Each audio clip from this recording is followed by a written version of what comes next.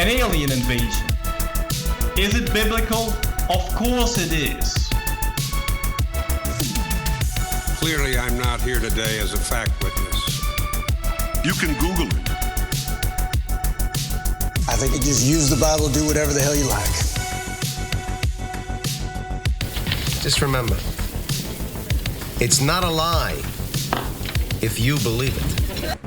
What is up? We're back for another Mystery Bible Theater 3000. I'm excited for this one. I think we're going to ruffle some feathers here. What's our subtitle? Exploring the mysteries of the ancient text. Sure. There you go. I don't know because it's all modern, right? That's true. And actually, I think that's one reason that we might ruffle feathers today is because I had never seen this gentleman before, and this is not a dig on this gentleman at all.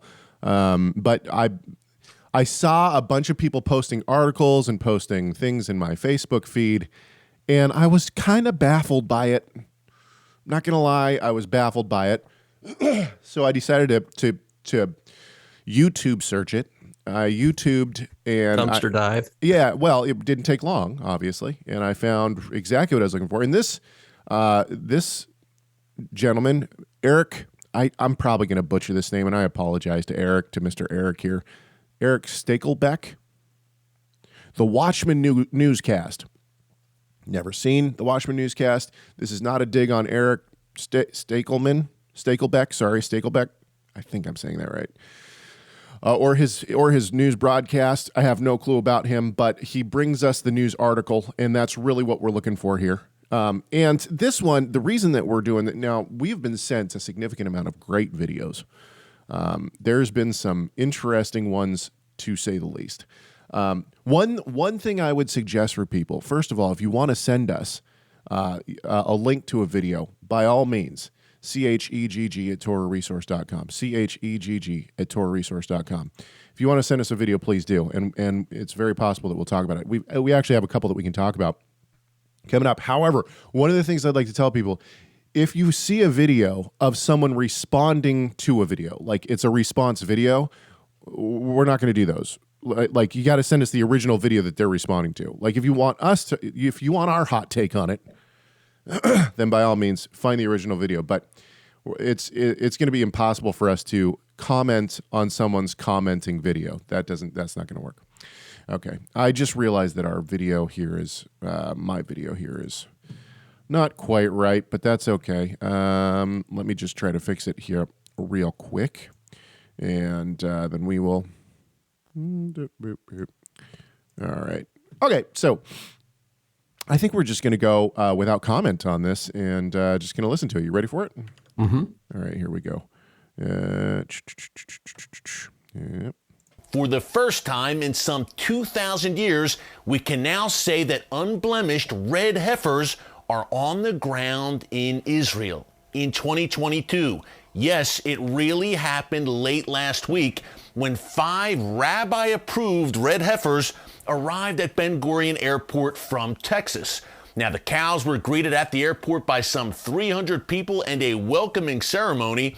And if you're not familiar with the law of Moses and Bible prophecy, you might be asking right about now, what's the big deal? Okay, hang on just a sec. We got to stop here. Now, I know that normally we try to listen to these all the way through and then reserve comment for afterwards. And maybe we will do that in just a second. I just need to say this video is actually 7 minutes long. So what Mr. Eric here does is he then goes into what is the red heifer according to the Bible. So he brings up a bunch of Bible verses about the cleansing of the temple, the red heifer, the significance of the red heifer in the Torah. Okay, so we're just going to assume that our audience can look all that up on their own, and then we're going to now cut to why Mr. Eric here and why all of us should care that there are red heifers in Israel. Let's keep going.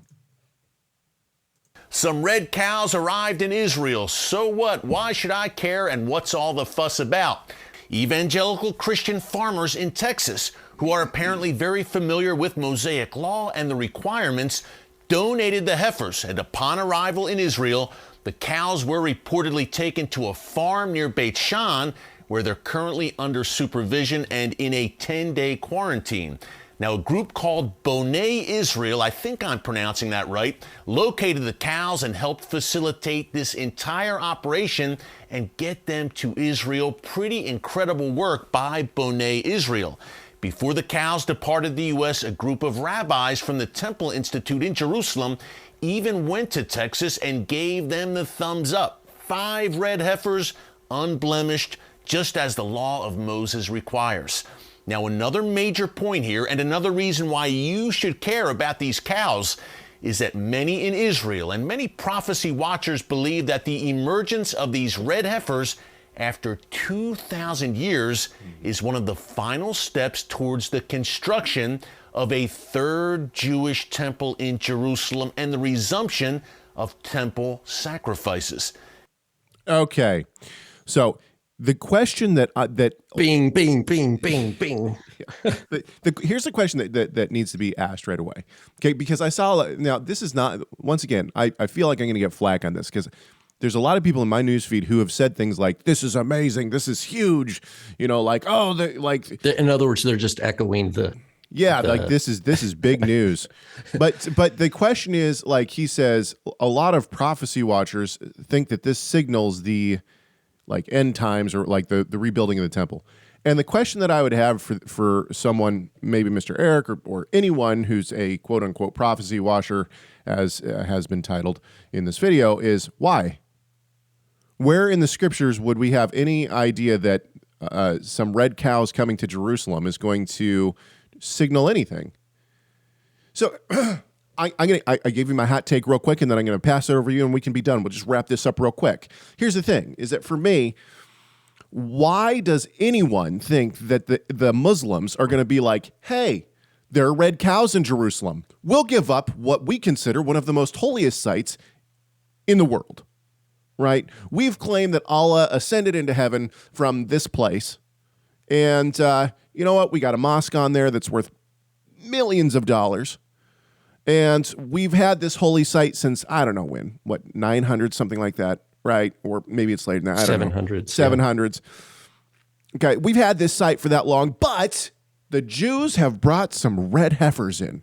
So we're just, you know what? We don't need it anymore. You guys take it, build whatever you want. Is that what people think is gonna happen? And where in Revelation or in any of the prophets do we see that there is going to be a return of red heifers to Jerusalem, and this is going to signal something? The UN isn't going to be like, oh, look at that. Look, they brought red heifers in. Let's give the Temple Mount to the Jews now. This isn't significant. What would be significant is World War III. That would be significant in my mind. All right, I'm done. Go for it. Okay, the third temple was Solomon's temple, because Solomon totally revamped everything, built it up. So the idea of, a third temple, to me, that's another too broad of a brushstroke. This sounds so sensationalist. It reminds me of blood moons. It's got the same kind of intense. It's got the same aroma, doesn't it? It's got the same. It smells like the blood moon thing that who was it? Biltz. Yeah, Mark Biltz. Yep. And others. Hegg. Yeah. Hegg. Yeah. Others were pushing this blood moon thing like many years ago. It reeks of the same odor. Not only that, Temple Institute. Why should we care?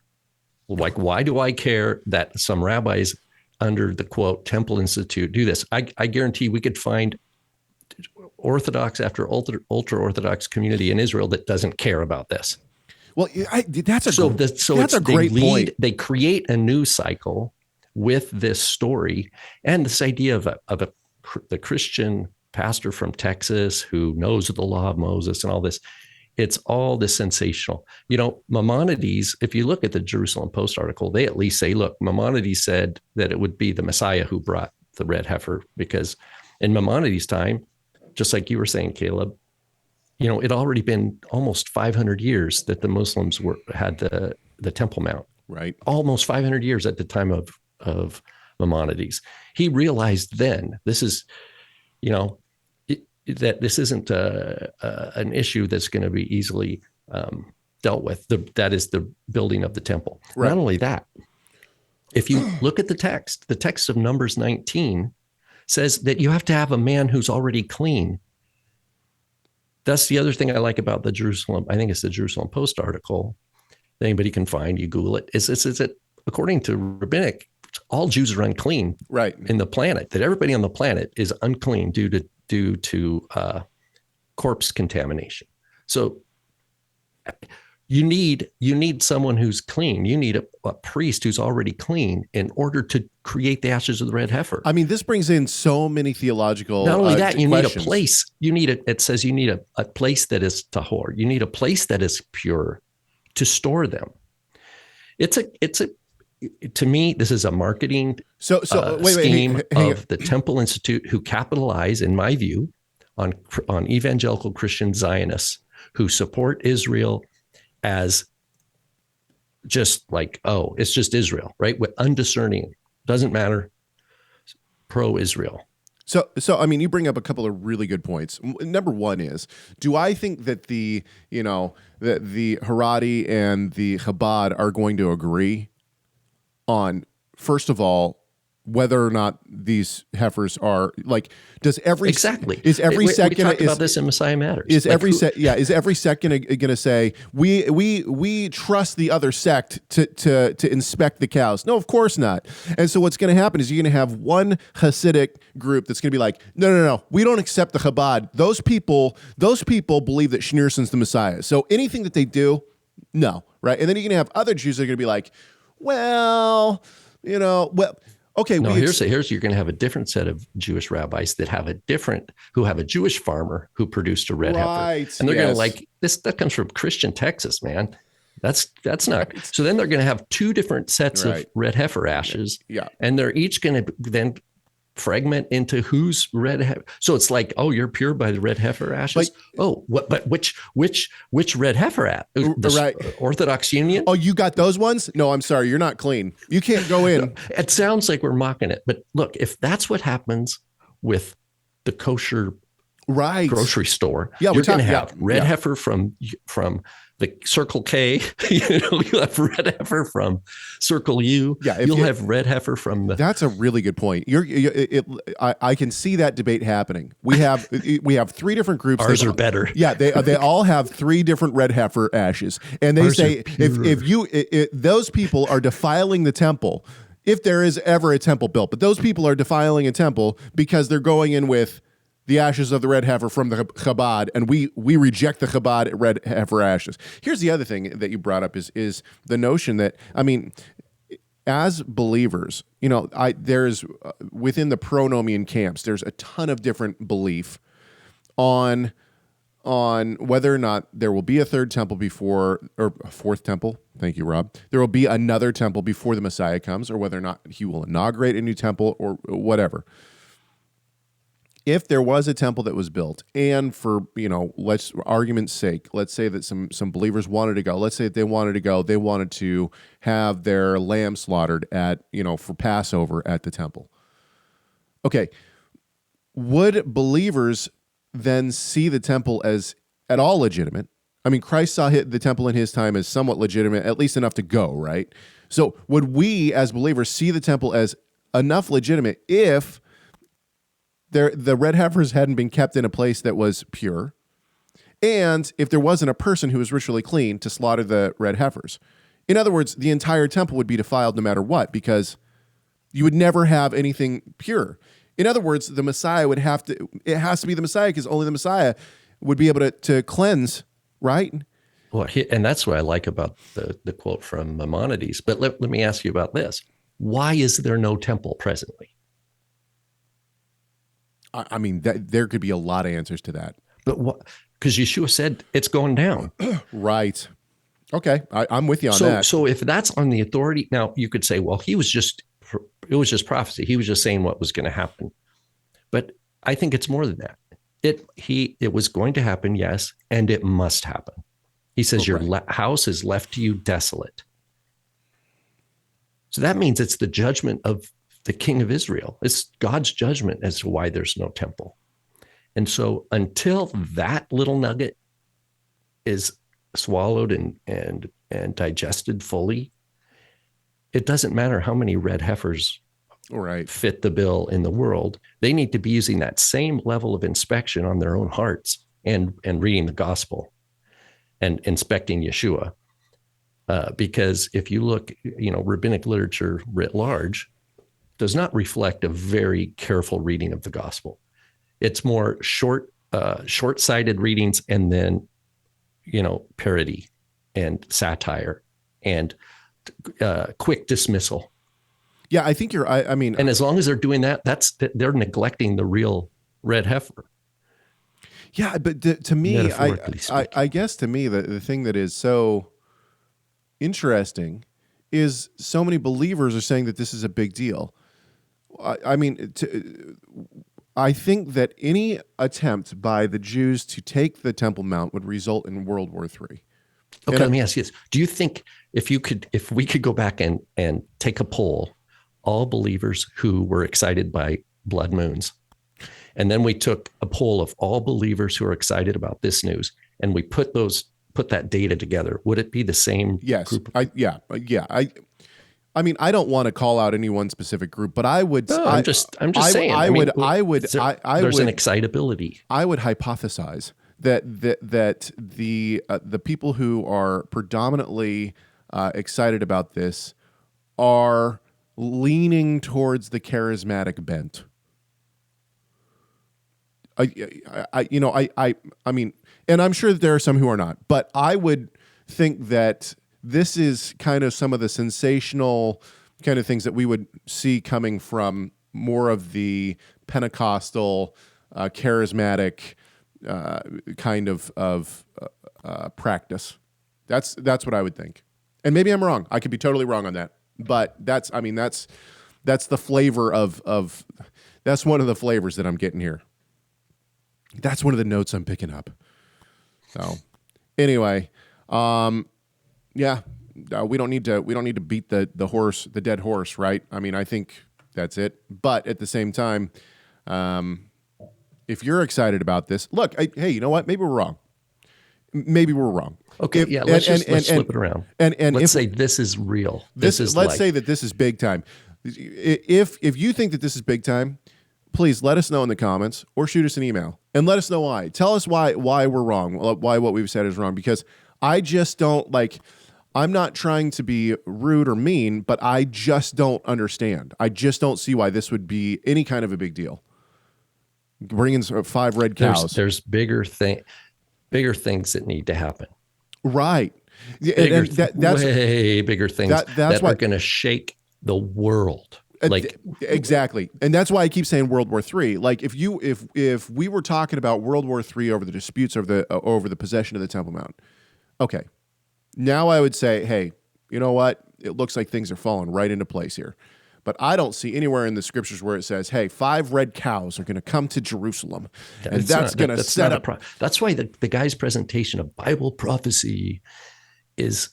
Well, he never presents any Bible prophecy or any scriptures that would allude to the significance of 5 red cows coming to Jerusalem. None. All he does is show that you need a red heifer for the ashes of the red heifer. That's it. So, all right. Well, if you have something you want to send us, please go ahead and send it to us. Hegg at TorahResource.com. And we will be back next week on Friday, as usual, with another Mystery Bible Theater 3000. And hopefully we'll, find something fun to talk about then, too.